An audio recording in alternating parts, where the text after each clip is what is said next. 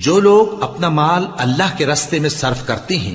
پھر اس کے بعد نہ اس خرچ کا کسی پر احسان رکھتے ہیں اور نہ کسی کو تکلیف دیتے ہیں،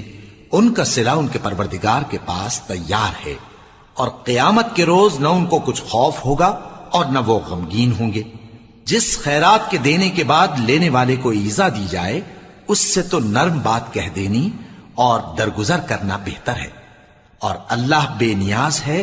بردبار ہے۔ مومنوں، اپنے صدقات و خیرات احسان رکھنے اور ایذا دینے سے اس شخص کی طرح برباد نہ کر دینا جو لوگوں کو دکھاوے کے لیے مال خرچ کرتا ہے اور اللہ اور روز آخر پر ایمان نہیں رکھتا، تو اس کے مال کی مثال اس چٹان کی سی ہے جس پر تھوڑی سی مٹی پڑی ہو اور اس پر زور کا مے برس کر اسے صاف کر ڈالے۔